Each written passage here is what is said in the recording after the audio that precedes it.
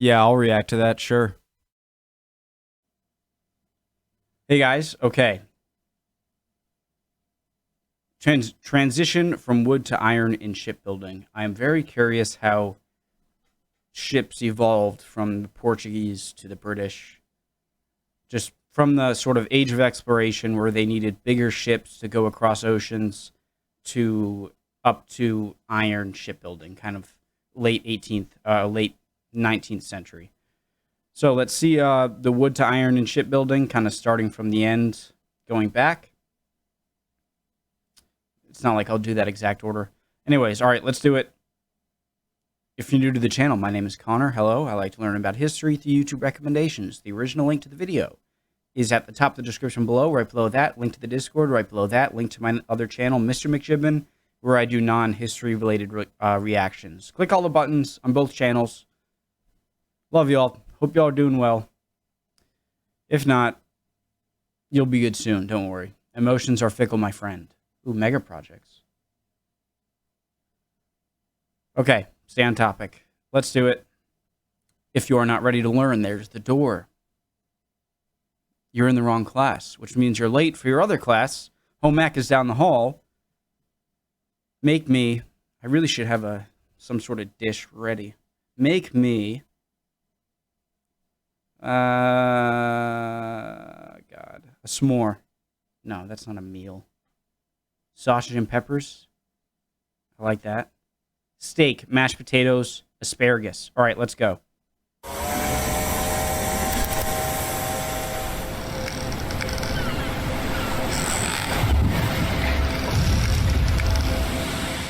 By the start of the 19th century, wooden ships had been plying the seas for millennia.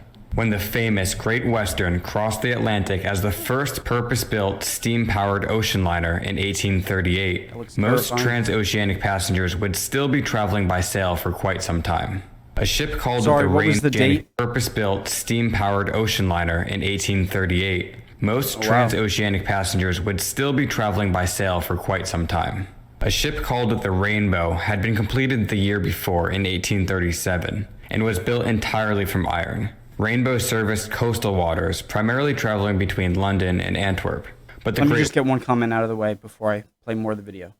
I would love to see how good the crew on a ship of a powered by wind with sails, right on the cusp of this new steam powered ships, just to see them in action, because after generations and generations of learning how to make better ships for sailing and working all the rigging and stuff, I would just love to see how good they are at sailing a ship before any sort of mechanical power like steam.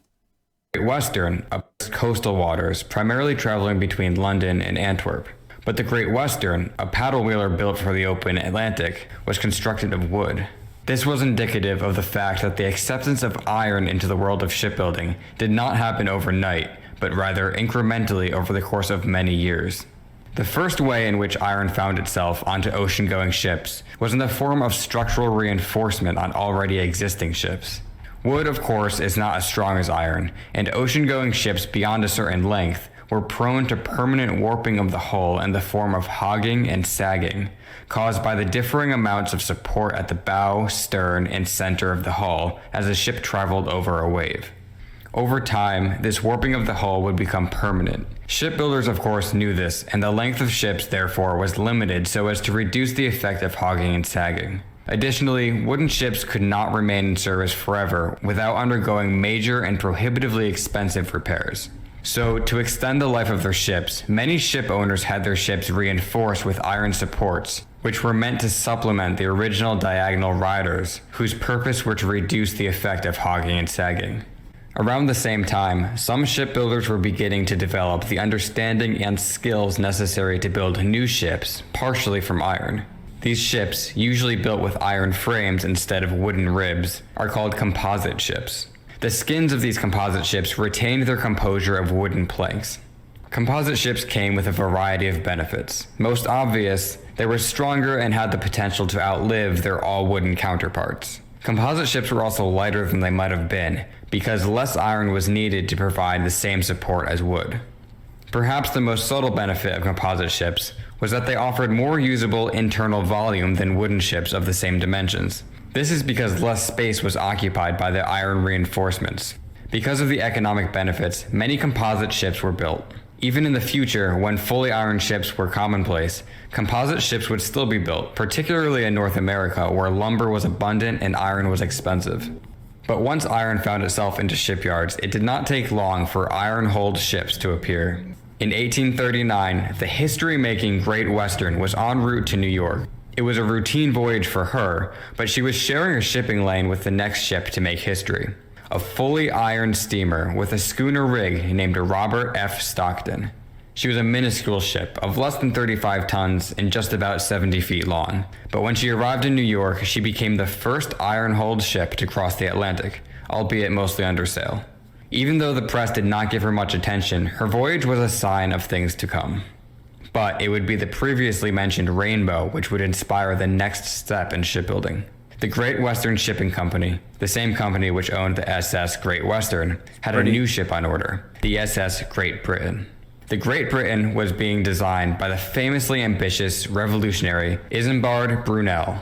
Brunel had recently traveled aboard the Rainbow, which must have impressed him because he later convinced the company to allow him to build the Great Britain with iron and a screw propeller, even though she had been designed as a wooden-hulled paddle wheeler. I have seen some videos on the development of propellers and how they went from a bigger kind of Archimedes screw to the more, smaller, but obviously better ones we know today, but it wasn't so obvious at the start. Like her fleetmate, Great Western. Great Britain became the first iron ship to cross the Atlantic under the power of a screw propeller. In this sense, she was the embodiment of modern shipping. The SS Great Britain was a commercial failure, but she demonstrated the structural integrity of iron ships when she was beached after just a few voyages. She spent the winter enduring the brutal weather on the harsh Irish coast, but was salvaged and returned to service for many years after. By now, the naval powers of the world were beginning to take notice of the changes underway. The United States Navy began building a fully iron ship in 1842, and the next year, the USS Michigan was launched. She was relatively small and intended only to patrol the Great Lakes, but bear in mind that the conditions on the Great Lakes can rival those in the Atlantic under the right circumstances.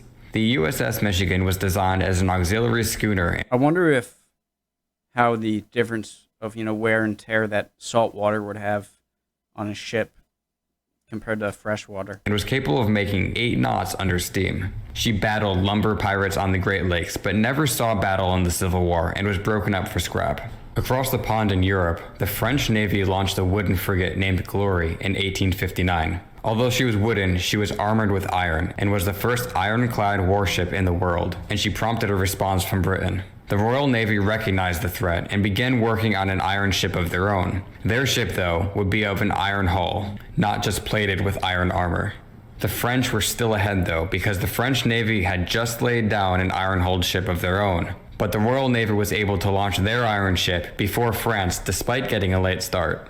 This arms race between... So this is the first time where the full ship, the whole basic hull was made of iron, not just an iron-wood mix. Britain and France to develop a fleet of iron ships was validated in March of 1862 when the first battle between ironclads took place as part of the American Civil War.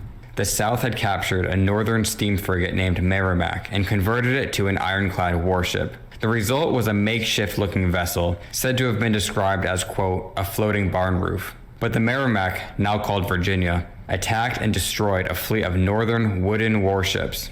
Virginia herself sailed away unscathed. The North confronted the Virginia with their own ironclad called the Monitor. She too was an unconventional ship with her main deck just barely above the waterline. The Monitor and Virginia battled awkwardly and largely ineffectually, but Virginia was able to land a blow on her opponent, marking the end of the first battle between ironclads.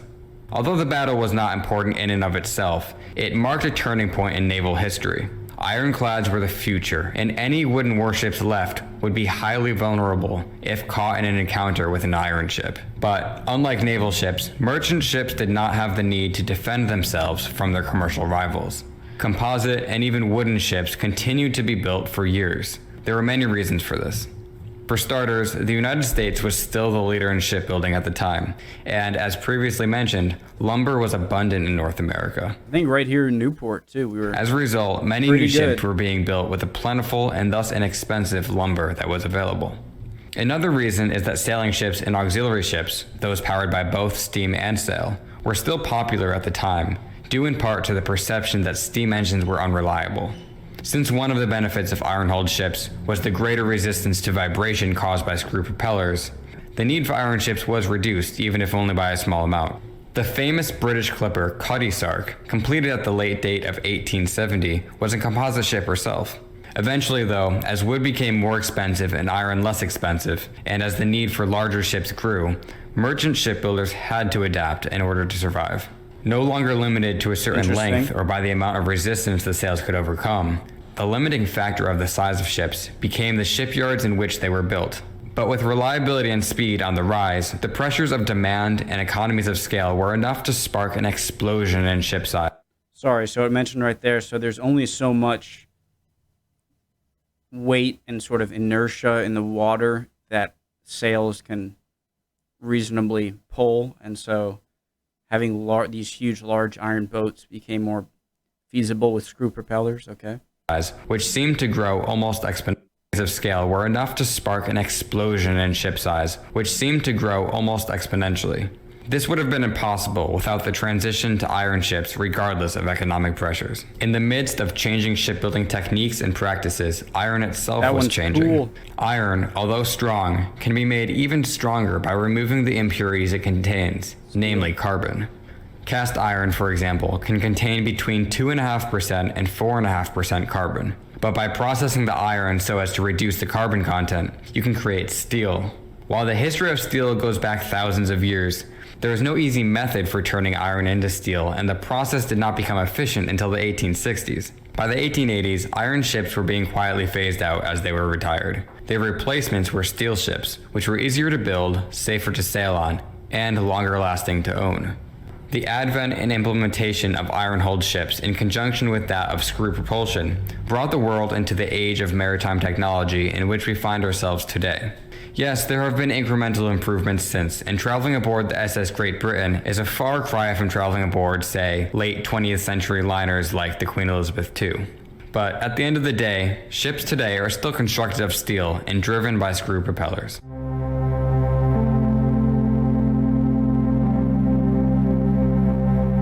Awesome video. The great big movie, great channel. Go give a like and subscribe gladly. All right, I'm interested in continuing obviously to learn about history, but more specifically, I'm fascinated with shipping technology and how it improved over the years when we started sailing over oceans and not just, smaller seas and lakes and things like that. So great video. Be back for more videos today, guys. Click all the buttons. Check out my other channel, Mr. McJibbin. See you next time.